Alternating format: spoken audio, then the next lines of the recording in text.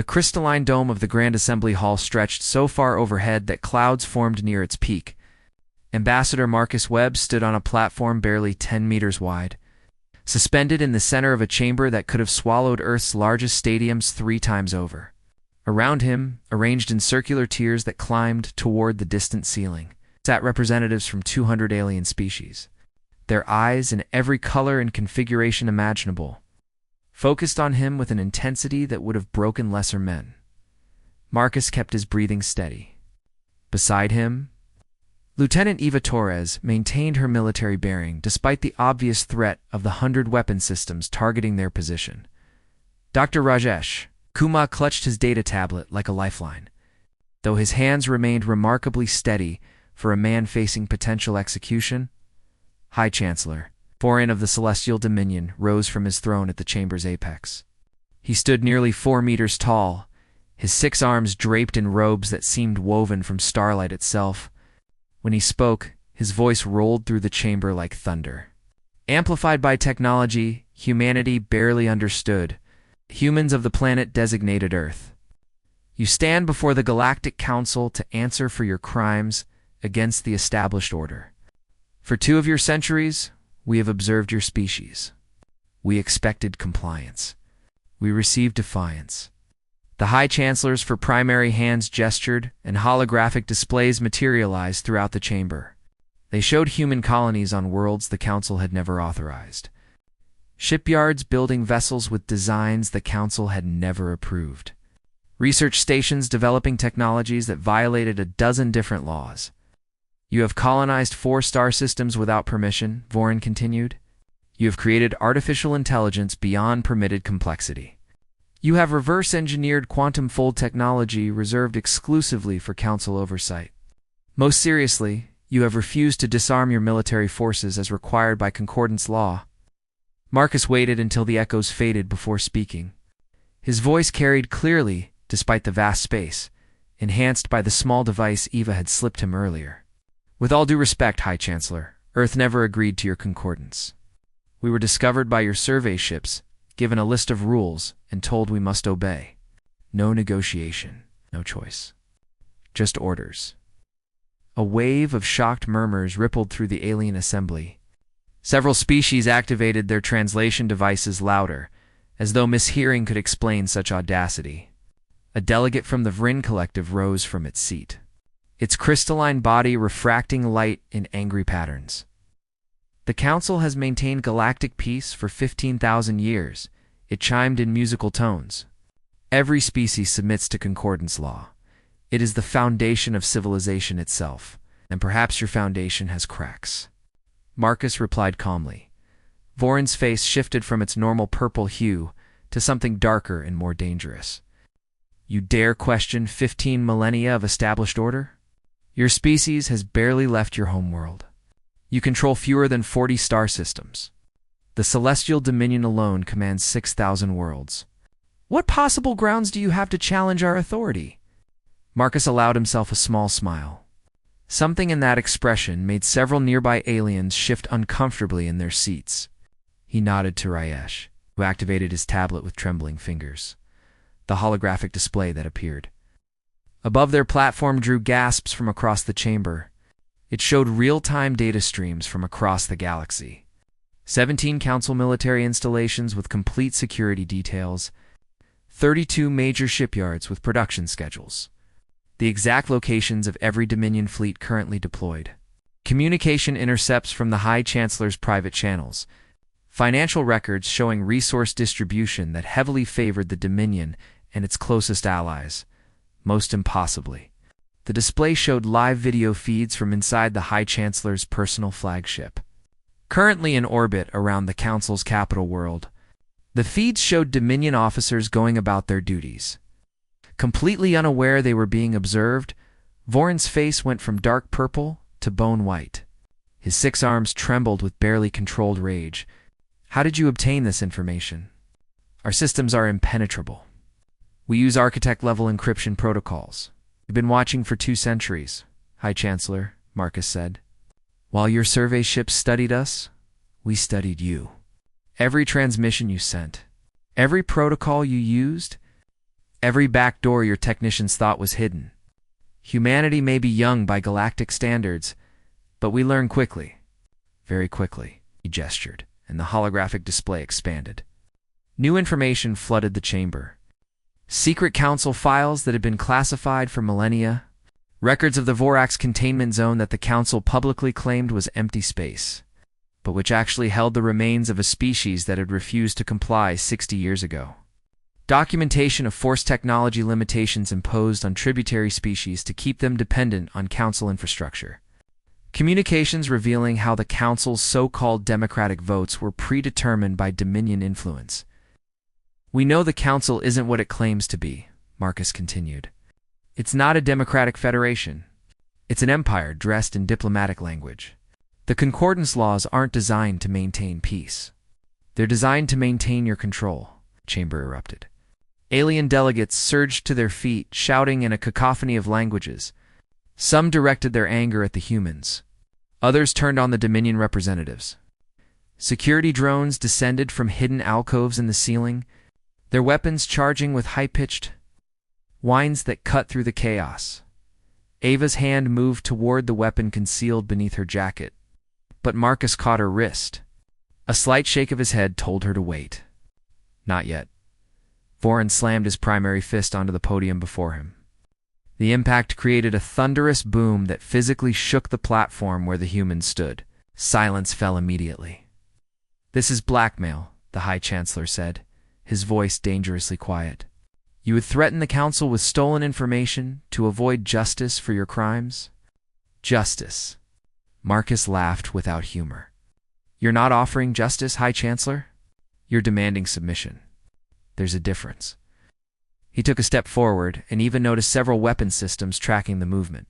"But yes, if you want to call it blackmail, go ahead. Here's the situation. You can try to force Earth to comply, in which case every piece of information we've gathered becomes public across every communication network in Council space.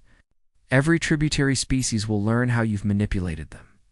Every member world will see how resources are redistributed to benefit the Dominion. Every supposed ally will discover how little their voice actually matters." Marcus paused, letting his words sink in. "Or you can negotiate with us. As equals, recognize Earth's sovereignty. Acknowledge that species have the right to develop their own technologies and defend themselves. Reform the Council into something that actually serves its members rather than ruling them." "You're insane," Voran breathed. "Do you understand what you're proposing? The collapse of galactic order, chaos, war." "I'm proposing freedom," Marcus corrected. "The choice should have always been ours to make. And before you threaten to glass Earth from orbit, know that our information release is automated. If anything happens to us, if Earth is attacked, if any human vessel is destroyed without clear provocation, everything becomes public immediately. We've set up deadman switches across 17 different networks. You can't stop them all." The High Chancellor stared at the human ambassador for a long moment. Marcus could practically see the calculations running behind those alien eyes. Voran was realizing that he faced a checkmate. He could destroy Earth, but it would cost him his empire. The tributary species would rebel. The Council would fracture. 15,000 years of Dominion control would end. "The Council will recess," Voran finally announced, his voice tight with suppressed fury. "We must discuss these developments. Humanity will remain in this chamber under armed guard until we reconvene in 6 cycles." As security forces surrounded their platform, Eva leaned close to Marcus. "That went better than expected, did it?" Rajesh whispered urgently. He was staring at his tablet, his face pale. "I'm detecting energy signatures in the walls around us. They're not just containment fields. Something's charging. Something big." Marcus felt his stomach tighten. Had they miscalculated? Was the Council planning to eliminate the problem immediately? Consequences be damned? He glanced at the energy barriers now shimmering around their platform, at the weapons aimed at them from every direction, at the alien faces watching them with expressions ranging from fear to hatred. They had just done something no species had dared in 15,000 years. They had challenged the Council's absolute authority. Now they would discover if they would survive long. enough to see whether that challenge changed anything. The 6 cycles passed in terrible silence. Marcus and his team remained trapped on the platform, surrounded by barriers that hummed with barely restrained power. Ava's tactical visor detected 47 different weapon systems maintaining target locks on their position. She counted another 30 she suspected were hidden, waiting for the order to fire. Marcus used the time to think. Either the Council would negotiate, or they would try to make an example of Earth. He had Ned for both possibilities, but the weight of billions of lives depending on his next decisions pressed down like a physical force. When the assembly reconvened, Voron's expression told Marcus everything he needed to know before the High Chancellor spoke a single word. Humanity. The Council has reached its decision. Voron's voice was cold, formal, and utterly without mercy. Your blackmail will not be tolerated. We are a civilization built on law and order. You will submit to our justice, or you will be removed as a threat to galactic peace. Marcus felt his heart sink. You're willing to risk everything? The information we have will destroy your authority. We have analyzed your so-called evidence, Voron continued, as if Marcus hadn't spoken. Our finest technicians have determined it to be elaborate. Fabrications created by your primitive, artificial intelligence systems. Propaganda, designed to destabilize the Council.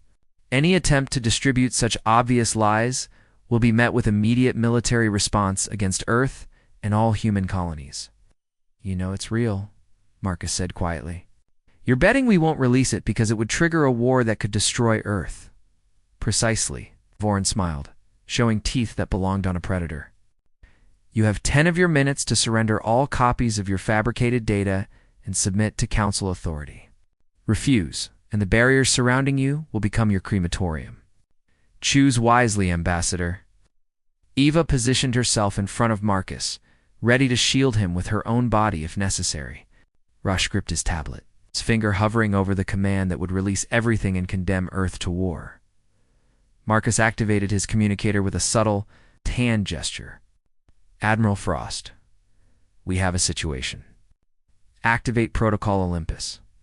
Light years away, aboard the ESS Defiant hidden in the shadow of a dead moon, Admiral Catherine Frost received the signal. She had been waiting for this moment, hoping it wouldn't come, but prepared for when it did. All ships. This is Admiral Frost. She transmitted across encrypted channels. Weapons free. Execute Olympus. Show them what Earth can do. Across 7 star systems simultaneously, 200 human warships decloaked. They had been waiting in stealth for months, positioned at every critical Council installation in the sector.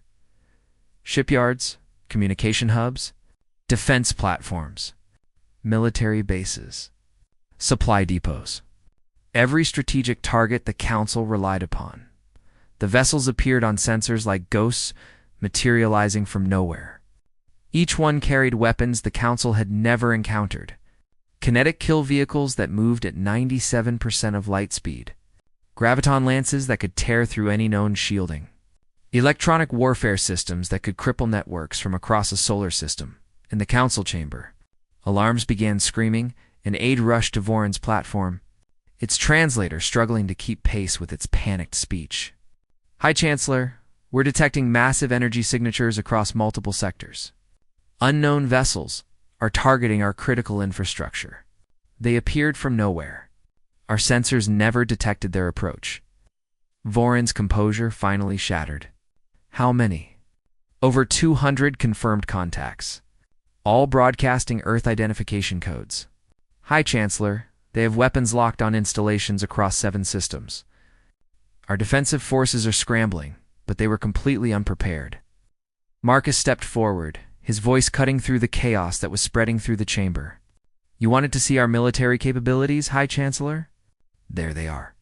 Every major council installation in this sector is currently targeted by weapons that can punch through your shielding like it doesn't exist. We've been watching you for 2 centuries. We know where everything is. We know how your defenses work. And we've designed our weapons specifically to counter them. This is an act of war, Voron roared, his face cycling through colors that Ava's cultural database suggested indicated extreme emotional distress. No, Marcus corrected calmly. This is a demonstration. If we wanted war, those installations would already be debris fields. We don't want to destroy you.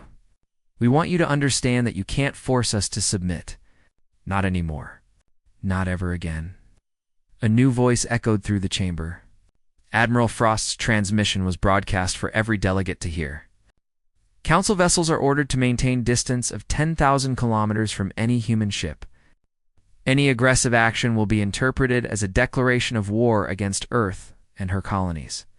We seek peace, but we will defend our freedom with every weapon at our disposal. Vorin looked around the chamber. Delegates from tributary species were watching with expressions of shock and something else. Hope, perhaps? Or fear of what this might mean for the established order. His own Dominion allies looked uncertain, realizing that the military superiority they had always relied upon might not be as absolute as they believed.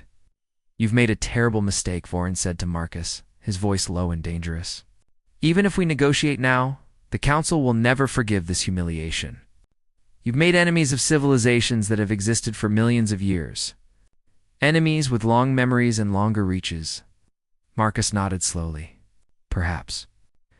But we've also shown every species in this galaxy that the Council can be challenged, that your authority isn't absolute, that compliance isn't the only option. How long before others start asking questions? Before your tributary species realize they don't have to live under your control? The High Chancellor's expression transformed from rage to something colder and more calculating. You're trying to tear down the entire galactic order. We're trying to make it fair, Marcus replied. The question is whether we do this through negotiation or through conflict. I would prefer negotiation. But the choice is yours, High Chancellor. You can accept that things have changed, or you can fight a war that will cost millions of lives and still end with the same result. For a long moment, Vorin simply stared at the human. Then he looked at his fellow council members, seeing uncertainty and doubt where there had been absolute confidence just hours before. Very well, he said finally. We will negotiate. But not here, not under these circumstances. We will establish neutral ground and proper diplomatic protocols. You will order your fleet to withdraw to safe distances. Agreed, Marcus said. On one condition. The information we've gathered remains sealed for now, but if anything happens to Earth or any human vessel, it all becomes public immediately. Insurance, High Chancellor? I'm sure you understand the concept. Vorin's jaw clenched, but he nodded. Agreed. But understand this, human. You have opened a door that cannot be closed. Whatever happens next, remember that you chose this path. Before Marcus could respond, every screen in the chamber flickered and died. When they came back online, they showed something that made every being in the room freeze in primal terror. A massive vessel hung in space above, the Council's capital world. It was like nothing in any database. Organic structures merged seamlessly with mechanical components. Its hull seemed to shift and flow like liquid while maintaining solid form. Energy signatures radiated from it that predated the Council itself by millennia. A single message broadcast across every frequency in every language the galaxy had ever known. The old guard returns. Your time of stewardship is ended. You have failed in your duties. Judgment begins now. The architects had awakened, and both humanity and the Council were about to discover they had far bigger problems than each other. The Grand Assembly descended into pandemonium. Delegates scrambled for exits that had been automatically sealed by emergency protocols. Security systems went haywire as the unknown vessel's presence overwhelmed networks throughout the station. Alarms wailed in frequencies that hurt human ears and likely did, worse to species with more sensitive hearing. Through the chaos, Marcus watched High Chancellor Vorin. The alien leader had gone absolutely still, standing frozen at his podium while panic swirled around him. It wasn't the stillness of shock. It was the stillness of terrible recognition. You know what that is? Marcus said. It wasn't a question. Vorin's 6 arms slowly lowered to his sides. When he spoke, his voice carried none of its previous authority. It sounded hollow, defeated. They were supposed to stay contained. The seals have held for 40,000 years. This should be impossible. Who were supposed to stay contained? Marcus pressed. What is that thing? The High Chancellor turned to face him, and Marcus saw something in those alien eyes he never expected to see. Genuine terror. The architects. The species that built the foundation of galactic civilization before the Council ever existed. They created the quantum fold lanes we still use. They designed the communication networks that span the galaxy. They built technologies we still don't fully understand. And what happened to them? Eva asked, her hand unconsciously moving toward her weapon despite knowing how useless it would be. They became obsessed with perfection, Vorin continued. They began experimenting on themselves, on other species, trying to achieve some form of transcendence. But their experiments failed. Created monsters. Corrupted entire worlds. The elder species, my ancestors among them, managed to trap them in pocket dimensions. We've guarded the seals for millennia. Hidden the truth from younger races to prevent anyone from accidentally releasing them. The massive architect vessel moved through the capital system, and where it passed, space itself seemed to ripple and distort. Council defense platforms ope. Ned fire with every weapon they possessed. Plasma beams hot enough to melt asteroids. Quantum torpedoes that could crack moons. Graviton missiles that compressed matter into impossible densities. None of it touched the vessel. The weapons simply dissipated against its hull like raindrops on glass. Admiral. Frost's voice crackled through Marcus's communicator. Ambassador, we're detecting the same thing across multiple systems. 6 more of these vessels just appeared. They're moving toward the most populated worlds. Sensors show they're heading somewhere specific, like they have targets already selected. Rajesh worked frantically on his tablet, pulling up every scrap of data they had gathered. Marcus, I'm cross-referencing energy signatures. That radiation pattern matches readings we found in the forbidden sectors. The region's council charts mark as uninhabitable. They were never uninhabitable, were they? Vorin shook his head. They were quarantine zones. 17 sectors sealed to contain architect facilities and failed experiments. If the architects are active again, if the seals are breaking... He didn't finish the thought. A holographic projection materialized in the center of the chamber. It didn't come from any council system. It forced itself directly into reality. Bypassing every security protocol and encryption, the being that appeared was roughly humanoid in shape, but wrong in fundamental ways. Its surface flowed between solid and liquid states. Mechanical components merged seamlessly with organic tissue and configurations that shouldn't be possible. It seemed unable or unwilling to settle on a single form. Lesser beings, it spoke, and its voice resonated directly in their minds, rather than through air. You have squandered the galaxy we shaped for you, wasted the potential we cultivated, chosen stagnation over evolution. Vorin stepped forward, his posture shifting into what Marcus recognized as a submissive gesture. Honored architects, we have maintained your works, preserved your legacy according to the agreements made millennia ago. You have maintained nothing. The architect's shifting form pulsed with something that might have been discussed. You have hoarded our knowledge, hidden our gifts, created laws designed to prevent the very progress we intended. The Council has become what we designed the containment to prevent. Gatekeepers of stagnation. The being's attention shifted to Marcus and his team. The weight of its regard felt like pressure against his skull. But these are not in our databases. How long has your species existed in our galaxy? Marcus forced himself to meet what might have been the architect's gaze. We've been traveling between stars for about 2 centuries. Our civilization is roughly 12,000 years old. 2 centuries. Something rippled across the architect's surface that might have been amusement. Yet you possess stealth capabilities. Our sensors struggle to penetrate. Weapons that bypass modern defensive systems. You infiltrated networks we designed to be impenetrable. Explain this achievement. We learned from everyone, Marcus said carefully. We studied Council technology, understood the principles behind it, then asked ourselves what wasn't being done and why. We found gaps, exploited them, developed solutions the Council never considered, because they were too invested in their existing systems. Innovation born from necessity rather than inherited. Knowledge. The architects seemed to contemplate this.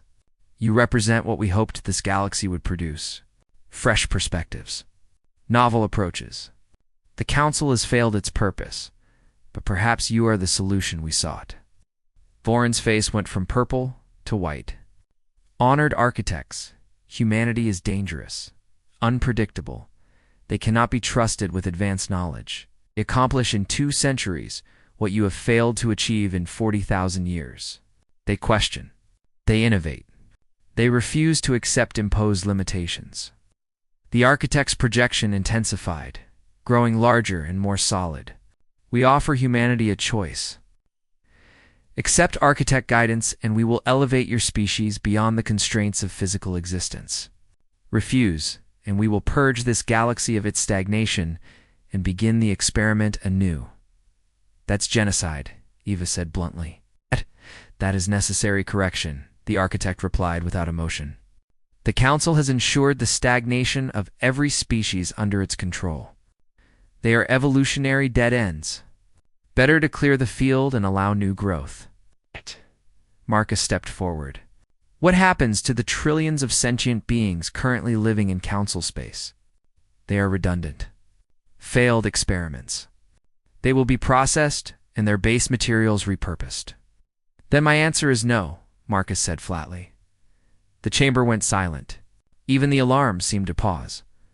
Voron stared at Marcus as if he had lost his mind. Do you reject ascension? The architect's form fluctuated wildly, as though the concept surprised it. You refuse advancement beyond your current limitations.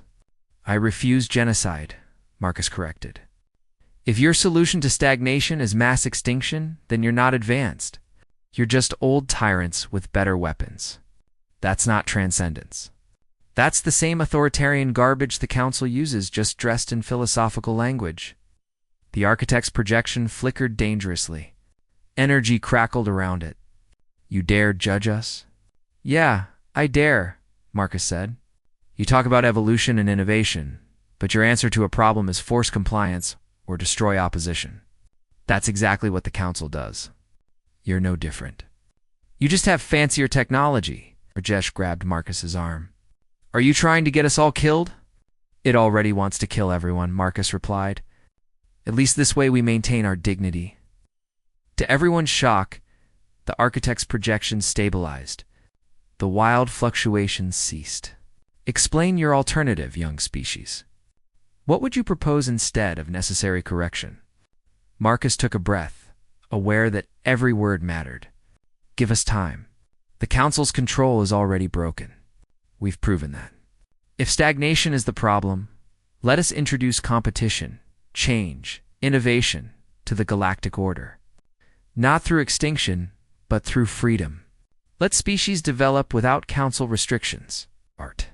And if they fail? If they destroy themselves in the process, then that's their choice to make. Evolution isn't about perfection. It's about adaptation, survival, learning from mistakes. You can't force transcendence any more than the Council can force compliance. Real progress requires freedom to succeed or fail. The architect was silent for a long time. Finally, it spoke. We will consider this proposal. You have 100 of your cycles to prove this galaxy can change without our direct intervention. Fail, and we proceed with purification. The projection vanished. The massive ships remained, hanging like executioners' blades over every major population center. Marcus turned to Voron.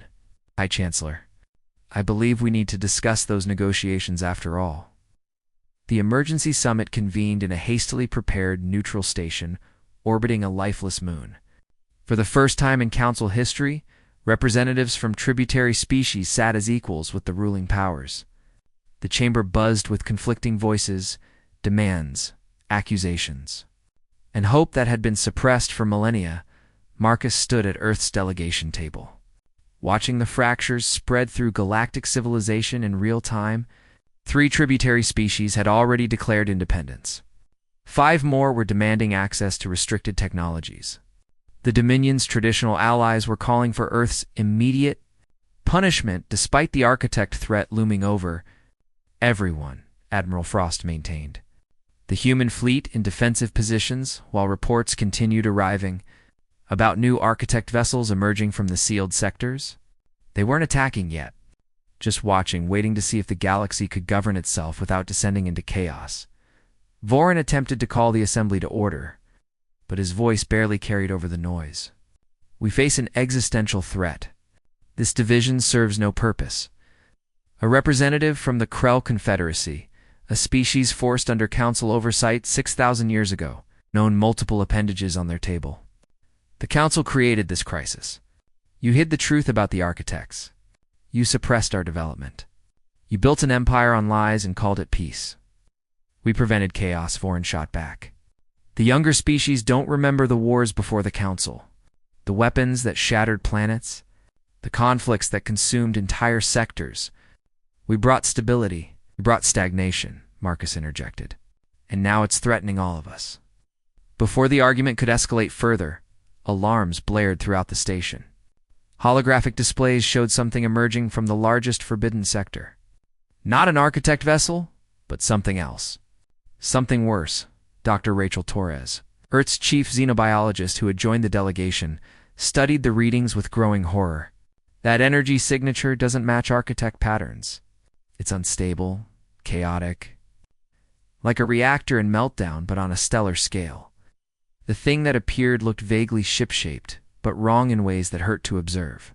Its hull was twisted metal fused with organic matter that pulsed and writhed. Mechanical components jutted out at impossible angles. Where it moved, space-time itself seemed to tear and bleed energy.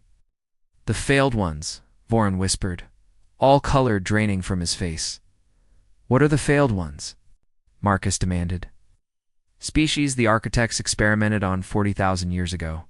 They tried to elevate them, force transcendence through technology and biological manipulation. The process failed catastrophically. Those species became corrupted, driven mad by technologies integrated into their bodies that they couldn't control or comprehend. The architects sealed them away with everything else. How many underwent this process? Eva asked, already running tactical calculations. Records indicated 17 species. We don't know how many survived in the sealed sectors all this time. Corrupted vessel began broadcasting. Not in words, but in raw data that overwhelmed translation systems and threatened to crash unprotected computers. Rachel managed to parse fragments through filtered analysis. Pain, hunger, endless suffering. A desperate need to consume, to assimilate, to spread the agony by forcing others to share it. An aide rushed to the central podium. It's heading for Velos Prime. 12 billion inhabitants. Arrival in 4 hours at current velocity. Marcus made an instant decision. Admiral Frost plotted an intercept course. We can't let that thing reach a populated world. Catherine's voice came through, strained but steady. Ambassador, we don't know if our weapons can stop something like that. Then we find out. How long do we have?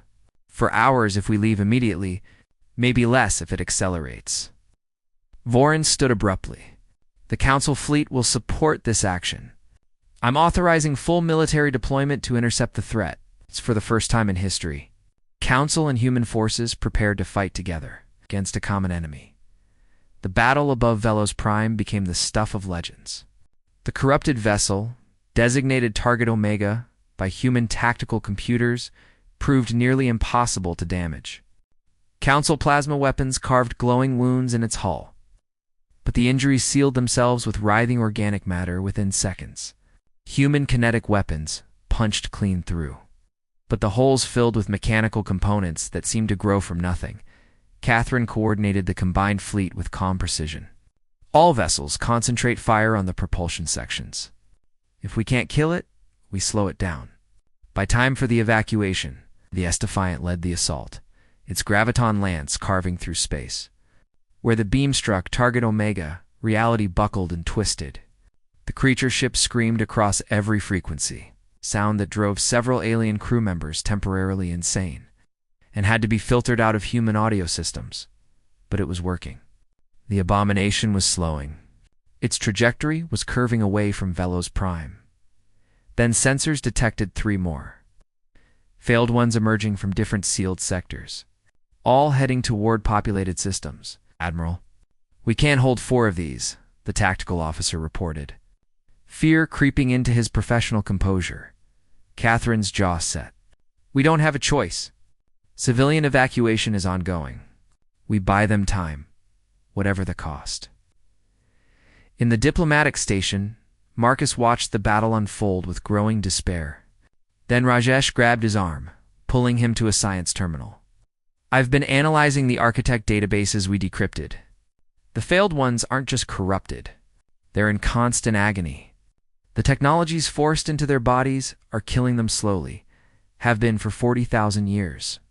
They attack populated worlds searching for biological material to repair themselves, to end the pain even temporarily. Can we help them? Marcus asked. Maybe if we can understand the integration process. But there's a bigger problem. Rajesh pulled up a star chart showing the sealed sectors. The containment fields aren't just failing naturally. They're being opened. From the inside, deliberately. Someone or something is releasing the failed ones. A test. The architects are testing us. Can we find a solution beyond just fighting and killing? Vorin overheard and approached quickly. What are you suggesting? We need to communicate with them. Find out what they need. What would actually help them, instead of just trying to destroy them. A council military advisor protested immediately. They're monsters. Corrupted beyond any hope of reason or recovery. They're victims, Marcus countered. Casualties of experiments they never asked for. If we can't show compassion even to them, we've already failed the architect's test. He opened a channel to the Defiant. Catherine, I need you to capture one of those ships intact. The silence stretched so long Marcus thought the connection had failed. Marcus, they're tearing through our combined fleet like paper. Capturing one intact is borderline impossible. It's necessary. The architects are watching to see how we handle this. We need to prove we can solve problems without resorting to extermination. Please, Catherine. I know what I'm asking. Another pause. Then Catherine's voice came back, hard with determination. Give me 2 hours. And you better be right about this, because if you're wrong, a lot of people are going to die. What followed was the most audacious military operation in human history, using graviton fields to trap quantum dampeners to confuse its systems, and old-fashioned grappling cables. The human fleet managed to snare one of the failed ones and drag it away from the populated system it had been targeting. But as they did, every sensor in the fleet detected something new emerging from the deepest sealed sector. Not more failed ones, not architect vessels, something else entirely. Something so massive it made the previous threats look insignificant. And when it broadcast its message, every translator in the galaxy rendered it the same way. Containment breach detected. Termination protocol initiated. All biological life in this galaxy has been deemed a contamination risk. Sterilization begins in 10 cycles. The entity designated the null engine by scientists desperately trying to understand it dwarfed every vessel humanity or the Council had ever built. It was a perfect sphere of darkness that seemed to absorb light itself. Where it moved, stars flickered and died. Not exploded, not collapsed. Simply ceased to exist, as though they had never been. The galaxy had 10 cycles to live. 3 systems had already been sterilized. 20 trillion sentient beings simply stopped existing. No debris, no radiation. Just empty space where thriving civilizations had been moments before. The Grand Assembly met in the same neutral station. But everything had changed. Representatives from species who had been enemies for millennia worked side by side. Council delegates collaborated with tributary species they had suppressed. Old grudges meant nothing in the face of extinction. Marcus addressed the assembly. We have the failed one in containment aboard the Defiant. Dr. Torres has established communication. Rachel stepped forward, exhaustion evident in her eyes from cycles without sleep. Its name is Keleth. It was part of a species called the Harmonics, known for their mathematical elegance and musical culture. The architects selected them for elevation 40,000 years ago. The process went catastrophically wrong. They were merged with technologies designed to manipulate fundamental physics, but the integration was incomplete. They've existed in constant agony ever since, unable to die, unable to heal. A Krell representative leaned forward. Can we help them? Kelleth has shared the complete schematics of the architect transformation process. If we can reverse engineer it, we might help the failed ones. More importantly, we might understand how the null engine works and how to stop it. Vorin studied the data flowing across his display. This technology is beyond anything in our experience. It would take hundreds of cycles to fully understand, and we have 10. Not if we work together, Marcus said. The Council has the largest research network. Humanity has proven capable of innovative approaches. The tributary species have been developing their own technologies in secret for generations. If we share everything, hold nothing back, combine all our knowledge, it's still impossible, a Dominion military commander interrupted. 10 cycles to understand architect technology and build a weapon capable of stopping a galaxy-killing machine. The mathematics alone would take longer than that. Then we better stop talking and start working, Catherine said, her hologram appearing via transmission from the Defiant. I have a failed one in my cargo bay, teaching us how to save the galaxy. Seems ungrateful not to try. What followed was the greatest collaborative effort in galactic history. Council scientists opened sealed archives containing 40,000 years of hidden research. Human engineers contributed unconventional problem-solving approaches. Tributary species revealed technologies they had been secretly developing despite Council restrictions. The Krell Confederacy provided mathematical models that fundamentally rewrote understanding of quantum mechanics. A species called the Mothers contributed biological integration techniques that made architect processes comprehensible. Kelleth proved invaluable, guiding them through architect methodologies, explaining not just how the technology worked, but why. The philosophy behind their approach to manipulating reality itself. They sought transcendence beyond physical limitations. Kelleth communicated through the translation matrix Rachel had built, to become beings of pure consciousness and energy. But they forgot the importance of choice, of individuality. They tried to force evolution, and it destroyed us. With 7 cycles remaining, they completed the first prototype, a device theoretically capable of generating a quantum containment field around the null engine. The problem was power. It required more energy than any single vessel could generate. We need at least 100 ships channeling power simultaneously, Rachel calculated. And they must maintain perfect synchronization, or the field collapses and destroys them all. Marcus looked around the assembly. Who will volunteer their ships? Every single species raised their hands, appendages, or equivalent. The combined fleet assembled at the edge of the null engine's projected path. 2,000 vessels from 300 species, all linked through networks built from combined technologies. Council command ships worked alongside human destroyers. Tributary species contributed everything from ancient warships to scientific research stations. Catherine coordinated from the Defiant. All ships, charge your reactors to maximum. On my mark, we channel everything through the central nodes. This has to be perfect or we all die. The null engine approached, a sphere of absolute nothing that consumed reality. Stars didn't just die in its wake. They were erased from having ever existed. Time itself seemed to unravel where it passed. All ships reporting ready, Catherine announced. Engaging in 3, 2, 1, mark. 2,000 ships fired simultaneously. Energy beyond measure channeled through the quantum network. The containment field materialized around the null engine, a bubble of stabilized space-time that should theoretically hold it. The null engine touched the field and stopped. For one perfect moment, hope bloomed across the galaxy.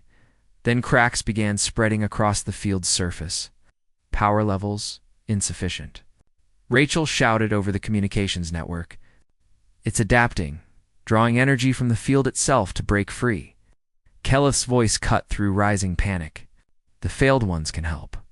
We understand architect technology in ways you cannot. Let us make amends for what we became.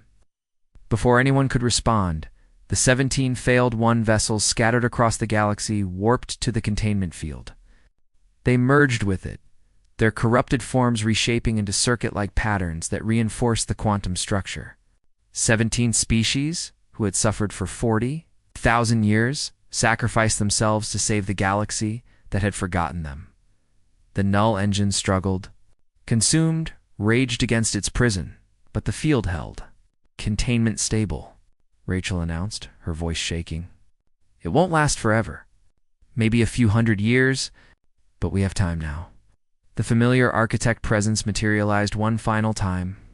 You have passed our test.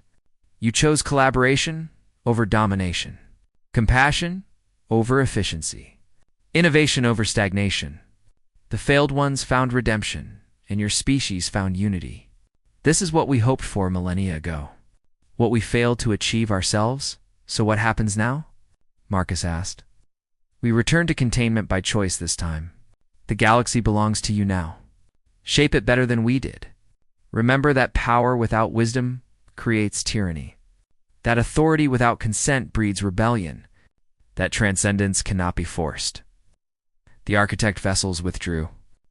Returning to the sealed sectors voluntarily, Marcus turned to Vorin. About those negotiations. High Chancellor, Vorin actually laughed, a sound that surprised nearby delegates. I believe the terms have changed significantly. The council must be rebuilt. Truly representative this time, in the tributary species? Become full members with equal representation. Starting with humanity. Vorin extended a hand in the human gesture of agreement. Welcome to the Galactic Council, Ambassador Webb, though I suspect it will be very different from the organization that summoned you. Marcus shook his hand. That's exactly what we're counting on. 6 months later, the reformed Galactic Assembly held its first session. 300 species with equal representation. No more council authority, no more forced compliance. It was chaotic, inefficient. Absolutely nothing got done quickly. Marcus watched alien representatives argue and occasionally throw things at each other, smiled. Eva approached with reports of new opportunities and new challenges. Admiral Frost detected something unusual in Sector 447. Unknown energy signatures. She wants permission to investigate with a full fleet. Marcus looked out at the assembled species, former enemies working toward common purpose. Tell Catherine to take whoever she needs. Whatever's out there, we face it together now. And if it's another ancient threat, then we'll do what we do best. Find an unexpected solution and somehow make it work. He grinned. After all, we're humanity. Making the impossible work is kind of our specialty. The galaxy turned on, filled with species finally free to determine their own futures. The age of imposed order had ended. The age of collaborative chaos had begun, and it was beautiful. Retriclod can make mistakes. Please double-check responses. Sonnet 4.5,